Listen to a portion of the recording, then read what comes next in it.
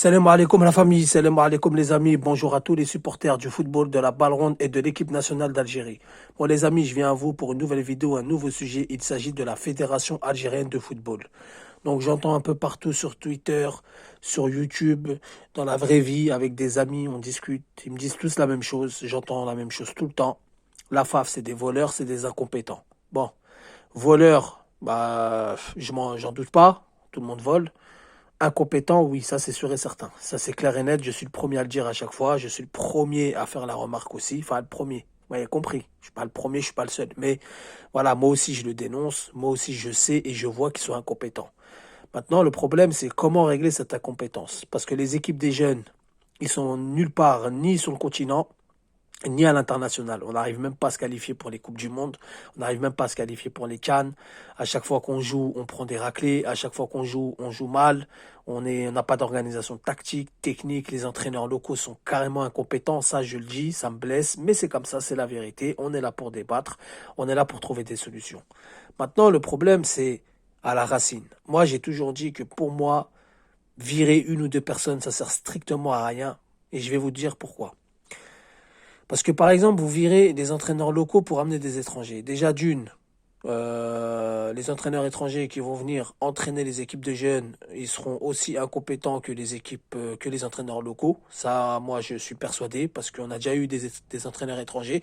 À part Schumann qui avait fait un très bon boulot, on a eu un entraîneur français. Alors, je sais plus comment il s'appelait. Il avait même entraîné l'équipe de France Espoir, il me semble, ou l'équipe des moins de 17. En tout cas, il avait entraîné une équipe de France.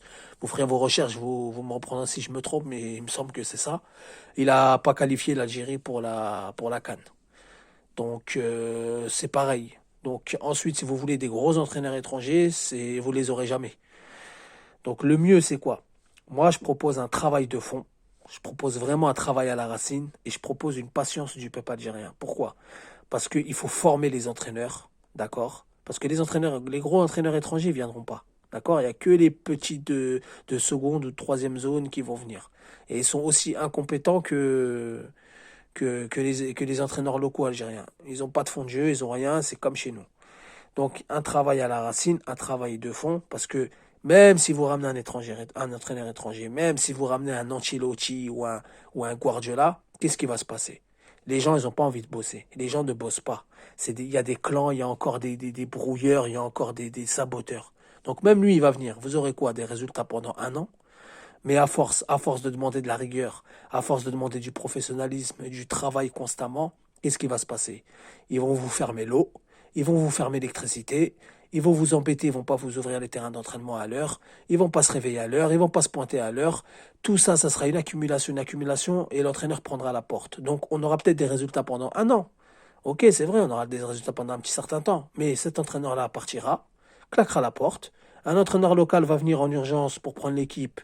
Il était censé venir pour l'urgence, il va rester un an ou deux ans, et on retombera sur nos travers, ainsi de suite, ainsi de suite, ainsi de suite. Donc c'est pour ça que premièrement, celui qui veut faire vraiment bouger les choses, il faut qu'il dénonce. Il faut qu'il continue à dénoncer pour ceux qui le font. C'est bien. Ensuite, travail de terrain. Parce que dénoncer, c'est une chose. À travers nos vidéos, à travers nos lives, à travers Twitter, dans la vraie vie, entre nous, dans le café, c'est bien. Ça ne fera pas changer les choses.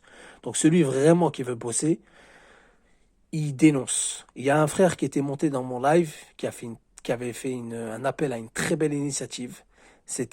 Il avait appelé tous les sétifiens qui vont recevoir le match retour d'Algérie-RDC des jeunes, qui est un match qui compte pour la qualification de la CAN, de la prochaine CAN.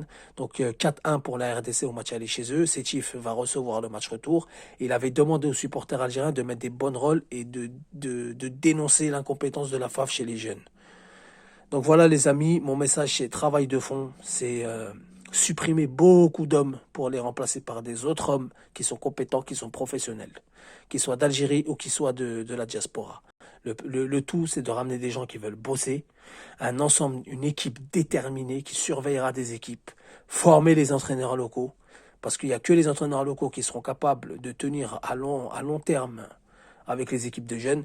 Parce qu'on dit les équipes A prime et l'équipe nationale, oui, mais c'est Belmadi et Bouguera. Ce sont deux Algériens binationales, compétents, qui sont à la tête de l'équipe nationale A' et l'équipe nationale A.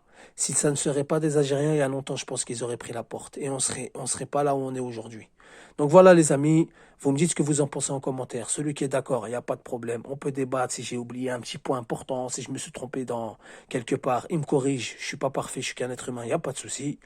Celui qui est complètement pas d'accord avec moi, il n'y a pas de problème. Tant que c'est dans le calme et le respect, on est tous des Algériens, on veut tous le bien pour notre fédération, pour notre pays. On débat dans le calme, dans le respect, comme on fait toujours. Sur ce, je vous dis salam alaikum, que la paix soit sur vous.